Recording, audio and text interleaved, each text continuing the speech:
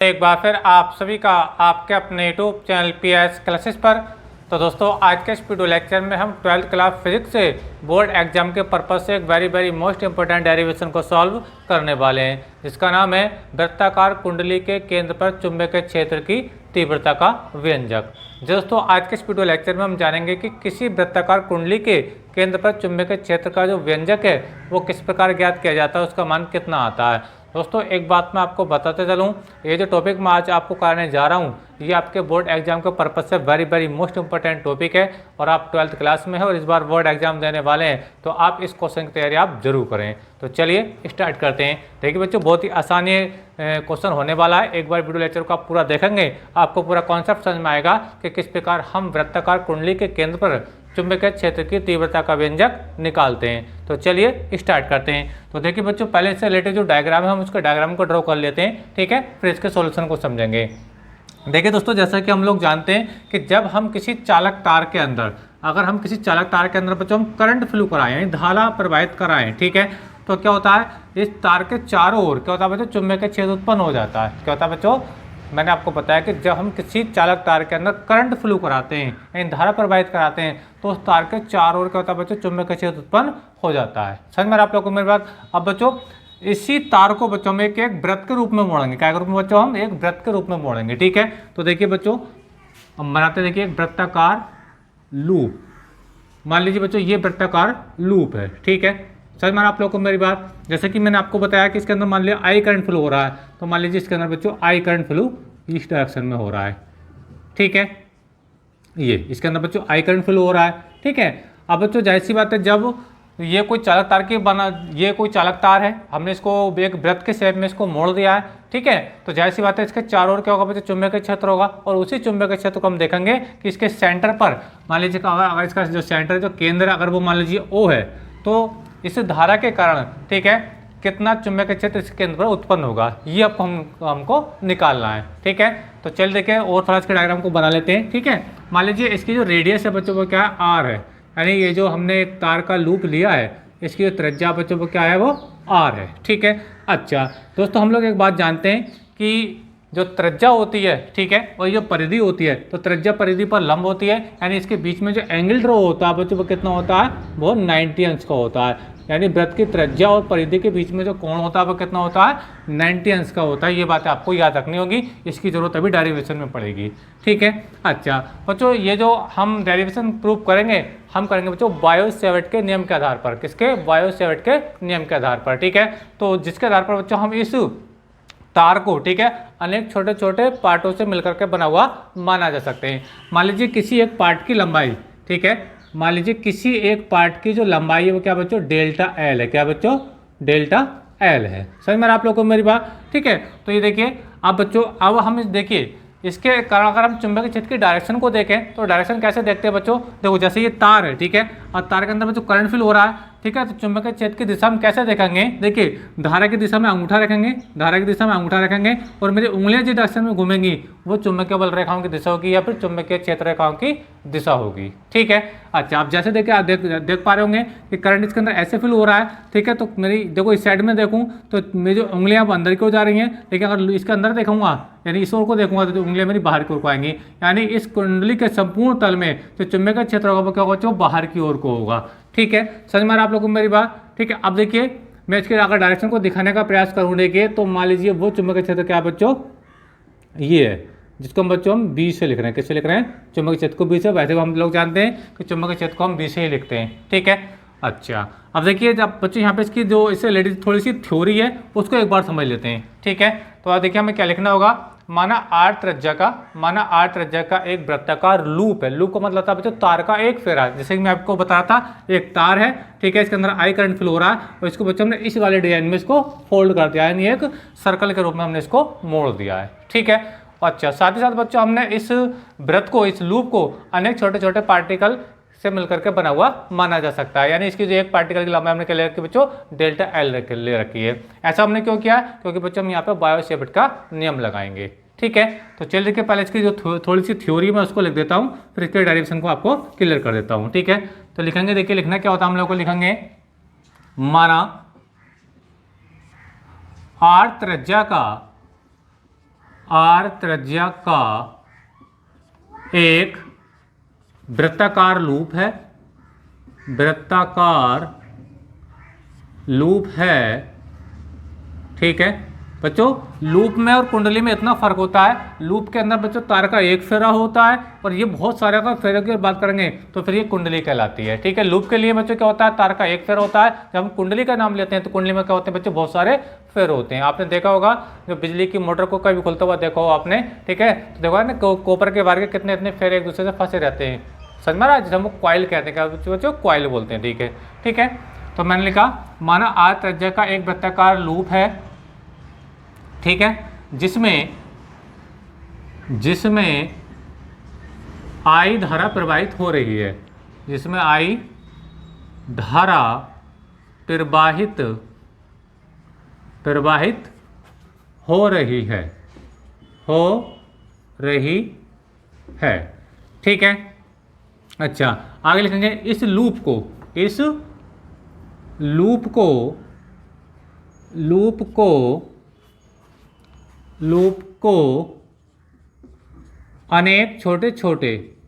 अनेक छोटे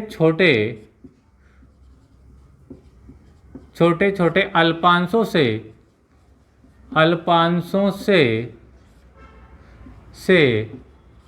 मिलकर बना हुआ माना जा सकता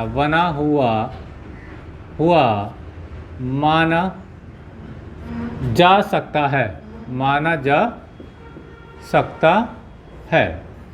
यानी कहने का मतलब बच्चों मेरा ये है, अगर ये 20 मीटर लंबाई का तार है तो हमने मान लीजिए कोई 1-1 सेंटीमीटर के टुकड़े काट लिए, ठीक है, तो एक जो डेल्टा एल इसकी जो लेंथ मान लो वो 1 सेंटीमीटर है या फिर 1 मीटर है, समझ में आ रहा आप लोगों को बात। तो मैंने वही लिखा है कि इस लूप को अनेक छोटे छोटे अल्पांशों से मिलकर के बना हुआ माना जा सकता है। इसके अंदर बहुत सारे अल्पांश बन सकते हैं, एक डेल्टा एल यहाँ बन गया, एक मान लो यहाँ से यहाँ तक डेल्टा एल हो जाएगा, एक यहाँ से तक डेल्टा एल हो जाएगा, समझ में आप लोगों को मेरी बात। अच्छा, तो लिखेंगे बना हुआ माना जा सकता है। आगे लिखेंगे, देखिए इसके एक अल्पांश डेल्टा एल, ये जो आप देख पा रहे हैं, ये जो डेल्टा एल हमने यहाँ पे ले रखा है, ये डेल्टा एल यहाँ से यहाँ तक, ठीक है, इसकी लेंथ हमने के लिए बच्चों डेल्टा एल, ठीक है। तो लिखेंगे इसके एक अल्पांश डेल्टा एल के कारण लूप के केंद्र पर चुंबकीय क्षेत्र, लूप के केंद्र पर चुंबकीय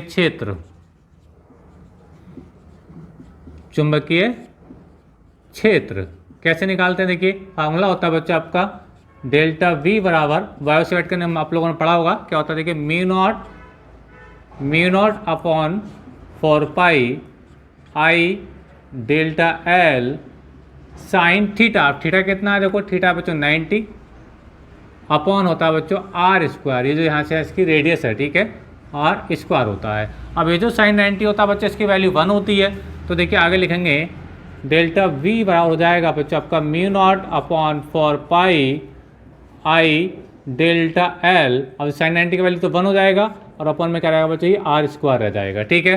तो इसके एक छोटे से अल्पांश डेल्टा एल के कारण जो लूप के केंद्र पर चुंबकीय क्षेत्र आ रहा है बच्चों, उसकी वैल्यू कितनी आ रही है, म्यू नॉट अपॉन 4 पाई आई delta L sine theta upon r square के बराबर आ रही है। अब मैंने कहा कि इस लूप को अनेक छोटे छोटे अल्पांशों से मिलकर के बना हुआ माना जा सकता है। मान लो एक डेल्टा एल यहाँ है तो एक डेल्टा एल बच्चों यहाँ है, एक डेल्टा एल बच्चों यहाँ है, समझ में आप लोग बताते हैं। इसके अंदर बहुत सारे डेल्टा एल बन जाएंगे और सभी के कारण क्या हो सकता है बच्चों, सभी के कारण यहाँ पर चुंबकीय क्षेत्र निकाला जा सकता है, क्योंकि बच्चों हम एक डेल्टा एल के चुंबकीय क्षेत्र इतना देख पा रहे हैं, तो इसके कारण जब देखेंगे तो उसकी वजह से भी इतना आएगा, इसकी वजह से देखेंगे तो उसकी वजह से भी इतना आएगा, समझ में आ रहा है। तो अगर हम सारे डेल्टा एल को अगर हम जोड़ दें तो पूरे लूप की वजह से कुंडली के पूरे लूप की वजह से हमें क्या मिल जाएगा, चुंबकीय क्षेत्र मिल जाएगा, समझ में आ रहा है आप लोगों में। लेकिन इसको हम करेंगे कैसे, उसको समझिए। तो पहले लिखेंगे चूंकि ऐसे अल्पांश पूरे लूप में स्थित हैं, पूरे लूप में स्थित हैं, तब सभी अल्पांशों के कारण, सभी अल्पांशों के कारण लूप के केंद्र पर, लूप के केंद्र पर चुंबकीय क्षेत्र क्या आएगा, देखिए ये आएगा V, ठीक है, बराबर सिग्मा डेल्टा V।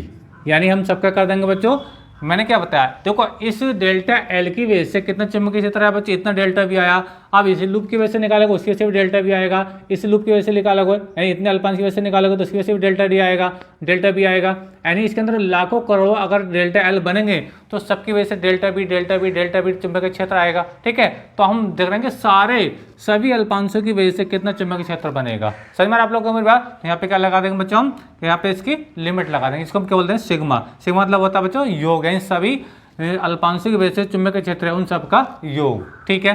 तो देखिए यहाँ पे वैल्यू लगा देंगे, सिग्मा बच्चों आपका ये आ गया, डेल्टा V का मान रख दियो, डेल्टा D का जो वैल्यू बच्चों वो क्या है, μ0/4π, ठीक है, और I डेल्टा L अपॉन क्या बच्चे ये R² है, ठीक है। अब बच्चों इसके अंदर जो कांस्टेंट वैल्यू है, जो कांस्टेंट वैल्यू जैसे μ0/4π कांस्टेंट है, ठीक है, जो I का इसके अंदर करंट प्रवाहित हो रहा है वो भी कांस्टेंट है, वो भी कम बढ़ते नहीं हो रहा है, ठीक है। और जो रेडियस है, क्योंकि हम जानते हैं वृत्त की जो रेडियस है, त्रिज्या होती है, वो भी कांस्टेंट होती है, समझ में आ रहा है। तो यहाँ पे जो कांस्टेंट चीज़ है उसको बाहर निकाल देंगे और ये सिग्मा किस पर आ जाएगा बच्चों, डेल्टा L पर आ जाएगा। क्योंकि डेल्टा L पे क्यों रहेगा, मान लीजिए एक डेल्टा L इतना बड़ा है, एक डेल्टा L मान लो इतना बड़ा है, एक इतना बड़ा है, यानी ये डेल्टा L जो कम बढ़ते हो सकते हैं। मान लीजिए एक डेल्टा L यहाँ से यहाँ तक है तो ये बड़ा हो जाएगा डेल्टा L।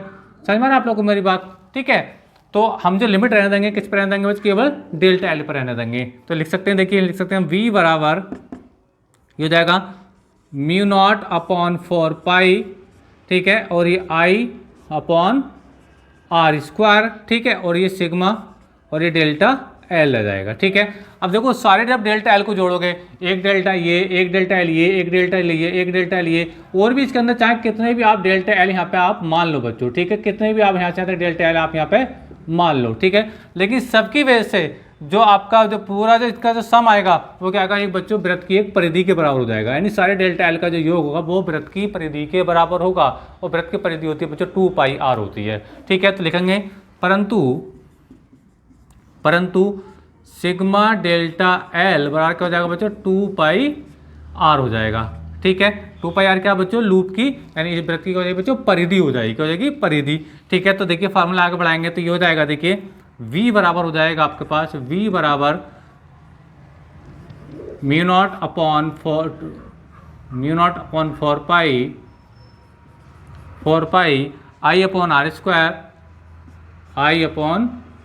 I/R², और देखो ये क्या बच्चों, सिग्मा डेल्टा L और सब सिग्मा डेल्टा L क्या हो जाएगा बच्चों, 2πr के बराबर हो जाएगा, यानी लूप की परिधि 2πr हो जाएगा, ठीक है। यहाँ तो चीज़ें कैंसिल हो रही हैं, देखो यहाँ से एक तो R से R कट जाएगा और 2π से बच्चों 4π एंड 2 बार कट जाएगा, ठीक है।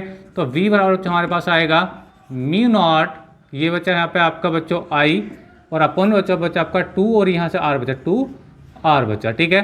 तो बच्चों ये जो आप B का मान देख पा रहे होंगे, ठीक है, ये जो B का मान आया है वो इस लूप के केंद्र पर टोटल चुंबकीय क्षेत्र आया है, ठीक है। अगर हम बात करें कि लूप के स्थान पर क्या बच्चों N फेरो वाली कुंडली हो, जैसे कि मैंने इसको लिखा है वृत्ताकार कुंडली, तो कुंडली के लिए बच्चों क्या हो जाएगा, इसमें बहुत सारे हमको फेरे लेने पड़ेंगे, समझ में आ रहा है। तो लिखेंगे देखिए,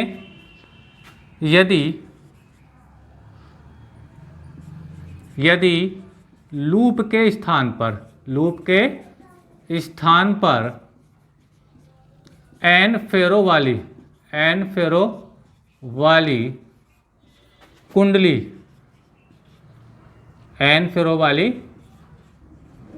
कुंडली हो तब क्या होगा, देखो कुंडली के केंद्र पर जो चुंबकीय क्षेत्र आएगा, देखिए मैं लिखता हूं, तब जो V बराबर आएगा, देखिए बच्चों N, देखो यहाँ पे क्या लूप है, लूप के लिए बच्चों N का मान कितना होता है, 1 होता है, लूप के लिए बच्चों N का मान 1 होता है, ठीक है। लेकिन अब जब हम कुंडली की बात करते हैं तो N का मान कुछ भी हो सकता है, 100 फेरे 200 फेरे, ठीक है। तो यहाँ पर क्या होगा बच्चों, यहाँ पे सीधे सीधे N से गुणा हो जाएगा, क्योंकि एक फेरे की वजह से बच्चों इतना चुंबकीय क्षेत्र आया, तो N फेरे की वजह से कितना हो जाएगा, N से गुणा हो जाएगा। तो यानी V बराबर आएगा बच्चों आपका μ0 NI/2 2r। ठीक है, तो ये बच्चों फार्मूला है जो वृत्ताकार कुंडली के केंद्र पर चुंबकीय क्षेत्र का है। ठीक है, बस आपको बच्चों इतना करना होता है। चुंबकीय क्षेत्र का मतलब बच्चों टेस्ला होता है, इसलिए बच्चों हम इसको टी से प्रदर्शित करते हैं। ठीक है, तो ये बच्चों डेरिवेशन था।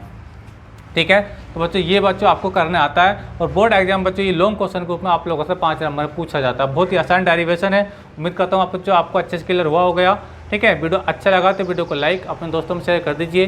चैनल पर नए तो चैनल को भी सब्सक्राइब कर लीजिए। दोस्तों जैसे कि आप लोग जानते हैं कि हम अपने चैनल पर 12th क्लास फिजिक्स, केमिस्ट्री और बायोलॉजी के सभी इंपॉर्टेंट क्वेश्चनों का वीडियो अपलोड कर रहे हैं। ठीक है, और आप यदि हमारे माध्यम से 12th क्लास फिजिक्स, केमिस्ट्री और बायोलॉजी का सभी इंपॉर्टेंट सिलेबस पाना चाहते हैं तो हमारे चैनल को सब्सक्राइब जरूर करें। चैनल को सब्सक्राइब करने के साथ साथ बेल आइकन यानी घंटे का बटन जरूर दबाएं ताकि जैसे जैसे कंटिन्यू हमारी वीडियो आएँ उनका नोटिफिकेशन आप लोगों से में से मिलता रहे। तो बच्चों वीडियो अच्छा कैसा लगा कमेंट करके जरूर बताइए और वीडियो अच्छा लगा तो वीडियो को लाइक जरूर कीजिए। मिलेंगे नेक्स्ट वीडियो में किसी नेक्स्ट टॉपिक के साथ, तब तक के लिए धन्यवाद। Best of luck.